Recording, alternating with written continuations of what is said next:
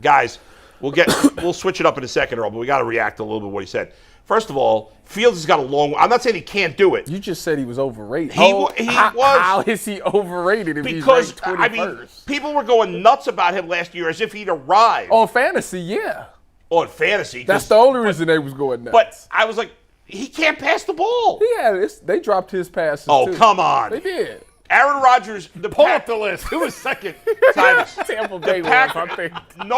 No team technically drops. The most was 30 on a team. That's less than 2 per game. Justin Fields got a long way to go as a passer. Yes? Yes. Doesn't every rookie? Well, he's not a rookie anymore. A second year. What is he? What is this year? 3 for him? This 3 for him. 3. How many years does Stroud start? 2, right? 2, yeah. This is 3. I'm just saying, I'm not convinced he's going to be that good a quarterback. He's a great athlete, and he can run, but...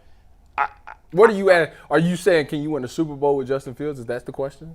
I don't think you can. Well, I mean, it's now, way could he too get a lot better if he does? He's got his passing. You were screaming overrated, and to me, right? I'm trying because to figure I out felt like fans were going nuts. Maybe it was just Brad. It might have just been Brad.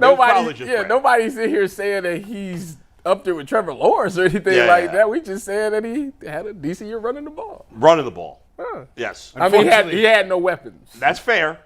So how do we know? By the way, why did they pay Cole Kmet all that money? Because he's the only weapon that he He's had. not that good. Let's just react to what he said about Deshaun Watson. Well, not what he said. So Deshaun Watson finishes 11th in this, and there was a wide variety of, what he was given votes everywhere from tier 1 to tier 4. If you guys had that chart, what would you give him? Tier 2. Tier 2. Me too. I'd put him in tier 2. I think that's where he belongs. I would rather have him than Matthew Stafford. I'd put him above Stafford. I think Matthew Stafford. Because of age and I'd rather have him than Dak Prescott. I'd put him above Dak. I don't trust Dak with the ball. I'd probably put him 9. I'm not as big on Trevor Lawrence as everybody else is. Really? I'm very high on Trevor Lawrence. But I don't know. He don't do all the. I think Lamar is a little too high. I think Lamar is high.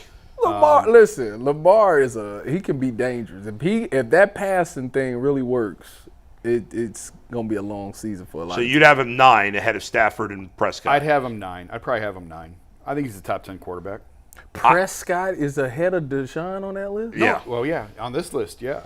Hurts, are you kidding me? Hurts at 6, Lamar 7, Trevor Lawrence 8, Dak 9, Stafford 10, Deshaun 11. I don't like that. I mean, listen, that's what they. Well, see. Stafford is unknown because of the injury. Like he just won a Super Bowl 2 years ago and played great. Right. Yeah, but still, I'd rather have Deshaun. He shot. We don't know that he shot. He shot. I'm telling you, you think he shot. He would know. I tend to think he shot too. I would agree with you. I would definitely rather have Deshaun than Dak Prescott, and I would rather have him than Stafford, even though. And Stafford. So I agree. I think he's 9. I don't think you could put him ahead of any of the top 8 guys. What was Russell on that list? Russell Wilson was 16. Okay. Mid tier 3, right in the middle. Where's Justin Herbert? Herbert's 4. 4. Oh, okay. Yeah. No, Rodgers is 4. 5. Herbert's 5. Oh, cool. He's the last tier 1. The tier 1 quarterbacks in order are Mahomes, Burrow, Allen. Rodgers and Herbert. That's fair. I would have Herbert, I would put Herbert ahead of Rodgers. A lot of people think Herbert's overrated. You know what? You could subscribe to The Athletic for $1.50 a month, and you could have this all for yourself. There you go. Jalen Hurts is 6. I mean, as crazy as that list is, I might be. All right, so we're all in agreement. Now, I'm looking for a 6 I know job. we did a poll on this, right, Earl? Yeah, we did. But before we get to that, I just want to remind people to subscribe to the Ultimate Cleveland Sports Show. Hit that bell for all the latest alerts. All right, fellas, it's time for our PCC Airfoil question of the day. Looking for a job with career advancement and great benefits? PCC Airfoils is a lead manufacturer in Northeast Ohio, and all locations of PCC Airfoil in Eastlake, Mentor, Whitcliffe, and Minerva are hiring right now for all positions, and they start at $18 an hour and up. Get full benefit packages, paid time off, signing bonuses. Apply online at precast.com/careers to learn more. So today we decided to put up 2 poll questions. I'm going to read them in order. The first one was, the Guardians were sellers at the trade deadline and capped it off by being no-hit by the Houston Astros. Will the Guardians still win that week? AL Central, we had 214 votes. 68% says no, they won't. 32% says yes, they will. I thought we had a poll on Deshaun Watson's I tier. said we got two polls. I was going to read them in order. That's the first one. Your ADD's worse than mine. No, well, I was just – go ahead. The second one is, which quarterback tier do you believe Deshaun Watson belongs in? We have 733 votes, and 56% says he belongs in tier 2. You had 28% with tier 1, 13% with tier 3, and 3% with tier 4. So I am stunned that the majority of the people in that poll were reasonable and picked him for tier 2. Tier 4? Who are the 3% Tier that 4 picked is him for stupid. Tier 4? He's not – there's no way you can put him in tier 1 right now. No. He hasn't played at that level for 2 years. No. We all know he's capable of playing at tier 1 level, but when he hasn't done it for 2 years, you can't put him that high. Now, I guess you could argue he hasn't played at tier 2 level either. I mean, last year he played at tier 5. Well, yeah. He was awful, but it was only 6 games. But listen, when the Browns traded for Deshaun Watson, the expectation was he was going to be a top 5 quarterback in the league. But if you guaranteed me he'd be the 9th best quarterback in the NFL, I'd probably sign for that. You got a chance to win a Super Bowl with the 9th best quarterback in the NFL. Let me ask you this. Would you say that the Browns have given Deshaun everything he's needed to be a top 5 quarterback? Close to it. I mean, everything, about as close, pretty close. No team has everything. No team has everything. I mean, he could have a better wide receiving core, but it's good enough. Mm-hmm. It's good enough. You agree? Yeah. Okay. I think that they've given him, obviously the Jordan Akins signing is directly from Deshaun. I think that they've taken his input in, and in terms of scheming the offense, in terms of play design, in terms of personnel, I think he's had a voice. So if he's not top 5 this season, who's that fall on? Yes. I'd say top 10. Yeah, I would say. Oh yeah, top 5 is I mean that's hard. I mean, so if we need him to move up 1 spot, in that according to that. Yeah, which. That's fine. He will. Top 10. If he's not top 10 numbers this year, is it on? The Browns haven't had a top 10 quarterback since Bernie Kosar.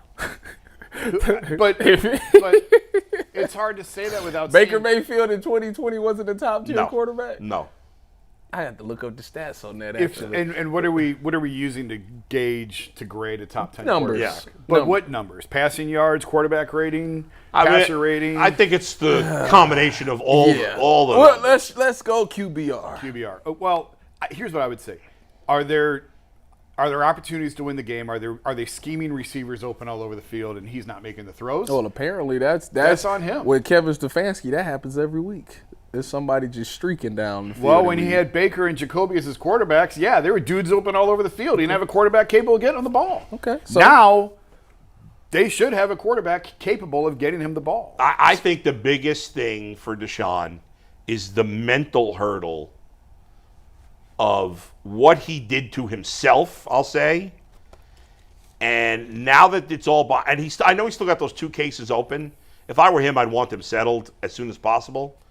Unfortunately, that hasn't happened. But most of this is now behind him. Mm-hmm. And he's got mental hurdles to climb over because it seems like, there was rust, but there was also there was so much distraction from what happened last year. For sure. And there was and again, I don't know this, but it seemed like he had lost his confidence, cockiness, mojo, whatever it was. Swag is the word you're looking for. His swag. He has to have that back. Yeah. He needs to play with that swag, that attitude. Otherwise, he can't be great. He has to be the guy that they kind of hate. Like the teams, he get up and he do the dances and all of that stuff. Right. Like that's just passion. That's how he shows his passion, and he didn't have that last year. Yeah. But so let me ask you this: is there a way?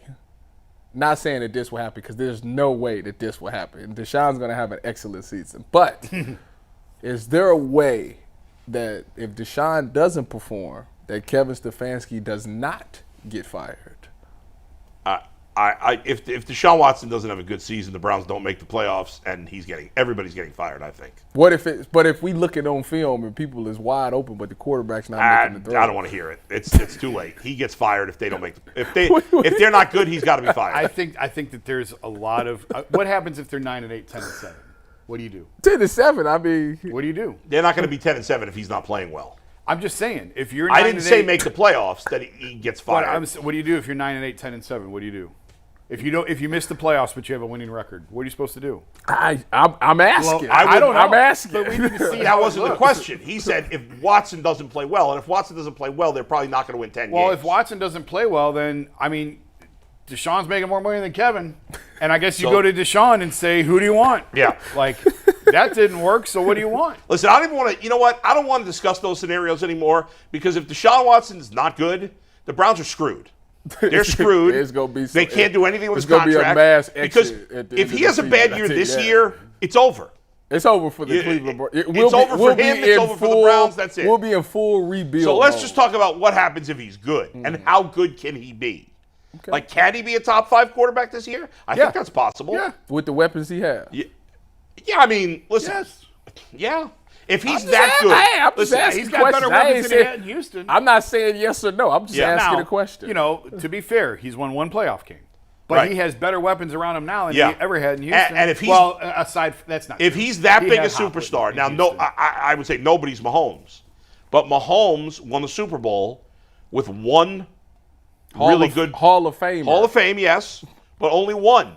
The rest of his skill position players were just guys. David Njoku's only going to the Hall of Fame when he buys a ticket. Yeah. So Juju Smith-Schuster ain't a good football player?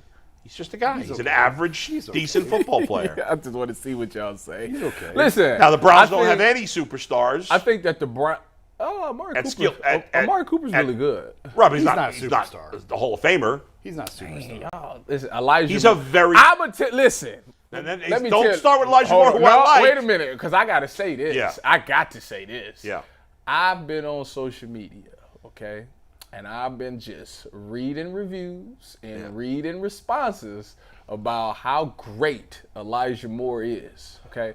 To the point that I seen somebody say that he is like Deebo Samuel. They using him like a Deebo Samuel. And I'm going to just tell you right now, if he is that good, and he has that type of season, then the Browns better not even be talking about not being in the playoffs. That's first of all.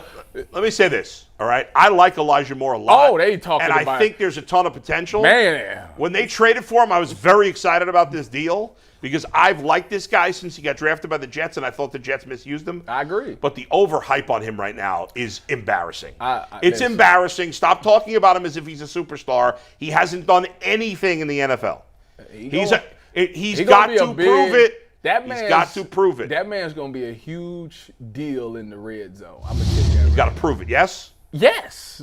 That's all I'm saying. Yes. And I love this guy. I think he's going to have a good year. I do too. But don't tell me, don't go nuts yet. I'm just based on practice. What I've been reading. People are going, who? From Nick Carnes? I don't know who said it. Who is this guy? You mentioned him like twice. I don't even know. He said him yesterday. He lives Who's Brown super fan, Nick Carnes. I don't even know who you're talking about. Or Hiram. Well, do you think it's hype or optimism? Because I know we've talked to Mary Kay Cabot. I know I've talked to Camp Justice and other. No places. offense to all of them. I love them all. Let me finish my statement. Yeah. And when I asked them about who stood out or who's eye catching, and they always talk about Elijah Moore. They talk about how Elijah Moore is being used and his potential and the things that he can do. So I wouldn't necessarily classify as used where, Earl? Practice. I understand it's practice. No, I understand it's practice, but you classified it as overhype. It could just be optimism based on what they see. That's fine, but we can't talk about. He's now being talked about. And again, when the Browns traded for him, I was through the moon. I thought it was a great trade. I like the trade. I love the potential. But you can't talk about this guy as if he's a sure thing. And that's what a lot of people have started to do. Well, he's not a sure thing. He's a huge part of this offense, and I think this offense. They need him to be a huge part. If he doesn't perform this season, then the Browns is going to be kind of handicapped. With the Jets, he was a bust. No, he wasn't. Yes, he was. They wasn't giving him the ball. Anytime he got the ball, he made things happen. He did? And why? Well, then why wasn't he able to get the ball more? Because him and his quarterback had some type of problem. So that's not his fault, or at least partly his fault? Well, when the backups came in, he got the ball, he scored. All I know is Garrett Wilson who's a stud and way better than Elijah Moore, had a great year with the same crappy quarterback. What position does Elijah Moore play? Wide receiver. No. Where at, though? Slide outside? I don't even know. So I don't even give a shit. I hate him. I don't care. Jason, I hate him. I'm trying to build I don't care where. What does that have to do with anything, Tyvis? A lot.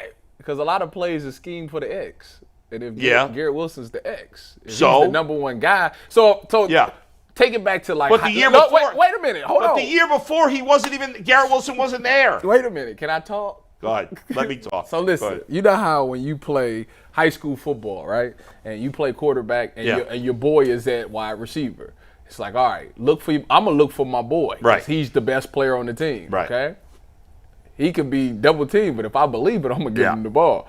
I'm not gonna go through my progressions and all of that. I'm gonna look for my guy. If my guy ain't open, I ain't going that way, and I ain't giving them the ball. I'm gonna just dump it down. That might be what's going on with the Jets. All I'm saying is, he's got to prove it before we go banana. That we tend to do this here. We go, but I'm with you. Yeah, I'm on your side. Our fan base makes these guys and goes crazy about these guys before they've done anything.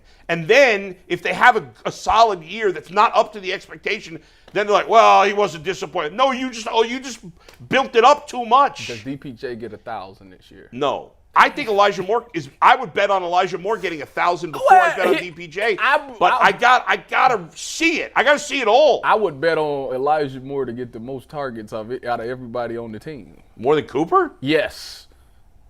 You know why? Because he lines up in the backfield. They throw him the ball out of the backfield in the red zone. He's gonna play running back. It's a mismatch on linebackers. Like, I would definitely see him getting a lot of targets this year. So if that's the case, in a sense, then the Browns technically do plan on using him the way that the 49ers use Deebo Samuel. That's what I'm saying. I'm just saying what I read. I don't think he's going to get more. Listen, I tell you what, this is what I do. But, yeah.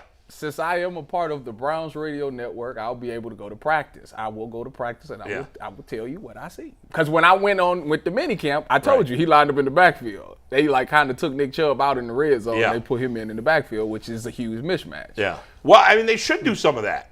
The Browns need to be creative offensively. He's an excellent athlete. I agree. So I hope he has this massive breakout season that we'd all like to see happen. I'm just saying, when we talk about, there were people saying, well, we don't need let's say Andre Johnson. We don't need DeAndre Hopkins because we got Elijah Moore. That's a silly thing to say. Who said that? Fans. No, they wasn't saying that. Oh yeah. That's you comparing apples to oranges with that.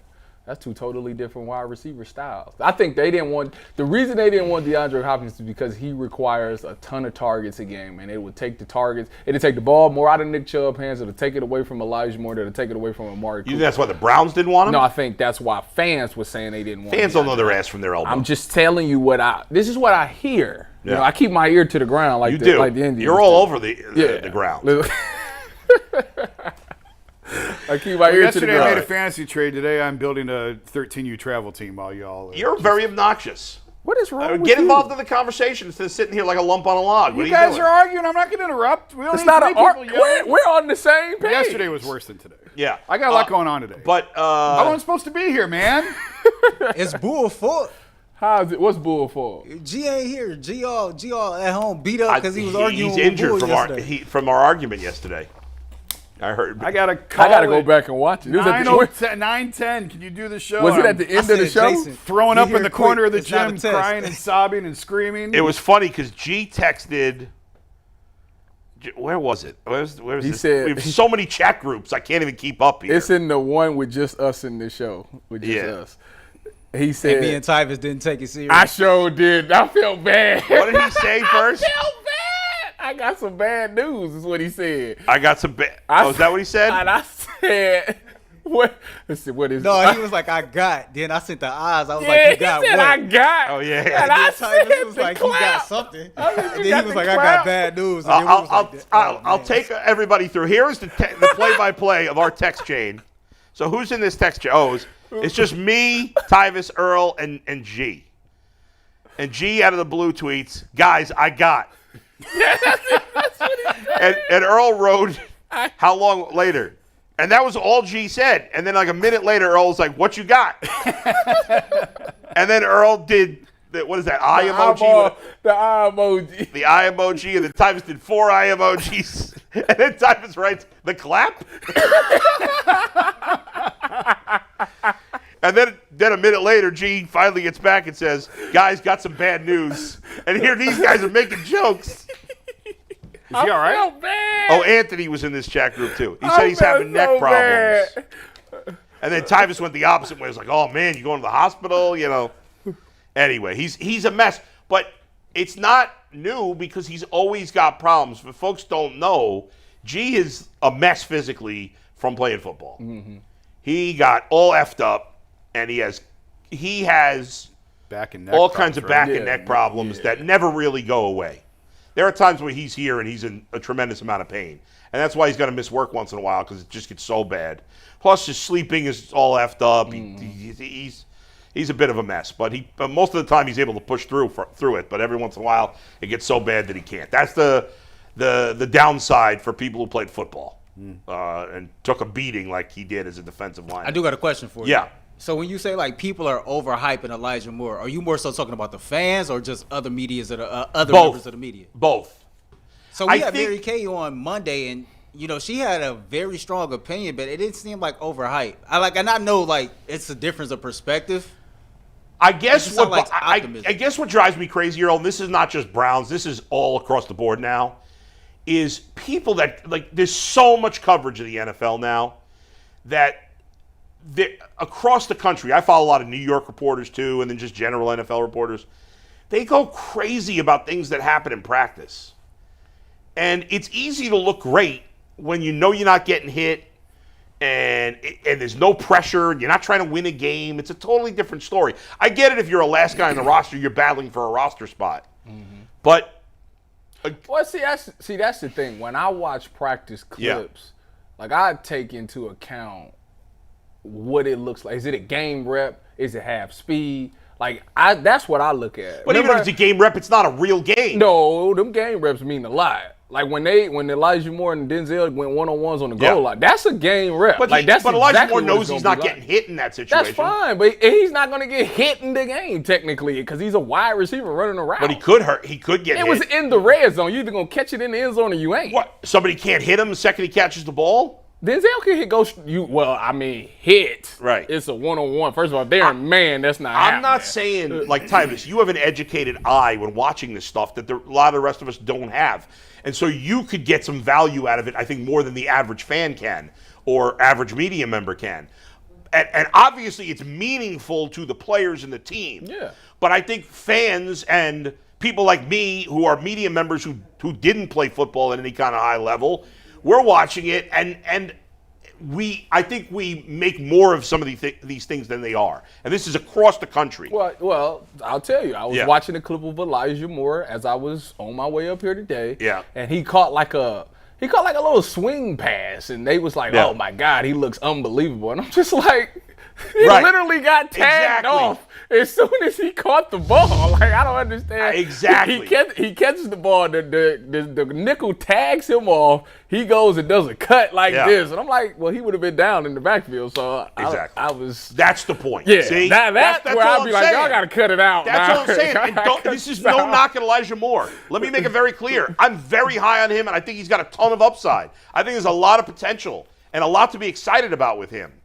I'm just very big on. I'm not going to dive into I think you're great before we have any idea if you're great. Well, I think Elijah Moore is a really good player. I think he'll have a great season.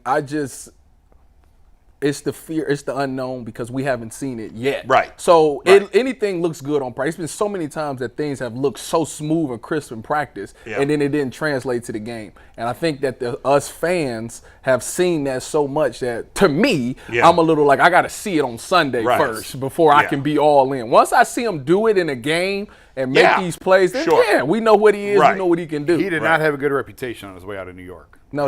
I can tell you that. There was a lot of people that are really sour on him. Now, is it a bad fit, bad situation, no quarterback to throw to? Yeah. Maybe it's as simple as that. And this rectifies all of it. Right. But he does not have a good reputation. Well, he wasn't the featured guy. And he was pissed. See, but wasn't he the year before? Wasn't he their best receiver on? They had just drafted him 35th overall or whatever. But he started off slow and then he got good. And there was no quarterback. Zach Wilson was terrible. Towards the end of the season, he started scoring and stuff like that. Yeah. But then last year, he felt like he was featured out of the offense. He felt like the quarterback wasn't getting him the ball. Yeah. I remember him doing interviews like, I'm not getting. I don't know because I didn't get the ball. I think he said something like that. Like, I don't know what happened because I didn't get the ball or something like that. I think the Browns are catering to him and keeping him happy by making him be like kind of the focal point in the passing game. Period. I don't know, man. That's what it is. He's kind of like the guy in the passing game. I still think Amari Cooper's the guy. I don't.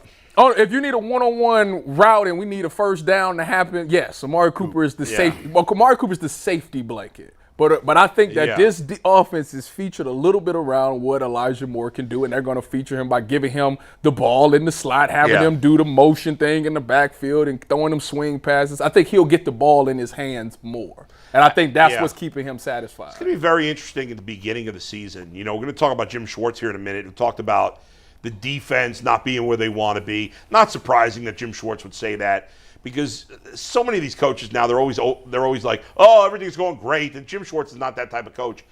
But it's August 1st, second. It better not be where it should be. They just showed up. There's a lot of new faces on the defense, including a new coach. And offense, it's a big change with going full bore into what Deshaun Watson does best, adding Elijah Moore to the mix, Nick Chubb out of the Kareem Hunt out of the mix. By the way, anybody heard a single rumor about Kareem Hunt? No. Is he out of the league? I mean, he's going to be out of the league. I thought he was going to the Washington Commanders. Yeah. I do got a point about, you all were talking about him, Elijah Moore getting lost with the New York Jets. And it reminded me of Denzel Mims. Denzel Mims was another wide receiver that was drafted in the second round by New York, who seemed like who just got lost in the rotation. Another guy that was disgruntled and frustrated because he wasn't being able to be featured on the field. And then he ended up being traded this year. So I wonder how much of that. Where is he? I mean, he got traded to the Lions. He ain't going to do anything there either. But I'm saying he didn't get the opportunity to. Here's another guy that was a second-round pick in 2020, and he never really saw the field. If you really look at it over the first two seasons, him and Elijah Moore numbers is pretty similar. This was a guy that just for whatever reason, they didn't put him out there and feature him. So I'm not saying like it's all on the quarterback on the organization. I just think it's a little bit of both. How many plays was Elijah Moore on the field for? Like, what percentage of the offense? Oh, a lot. So how was he not getting opportunities then? He was out there. Maybe he's the. Sometimes it's the receiver's fault they don't get the ball. Well, let me ask you this. Yeah. So you know how Jason would say that it's a lot of the times wide receivers are open, but we just didn't have a quarterback to give him the ball. Sure. I think that's what he's saying. Elijah Moore is saying. Okay, well that's out the window this year. Yes, my point. My point exactly. That's it. So hopefully it'll all come together. Deshaun will get back to what the player he was, and Elijah Moore can reach the capabilities I think the Jets thought he had, and we hope he has. Let's move to the defense.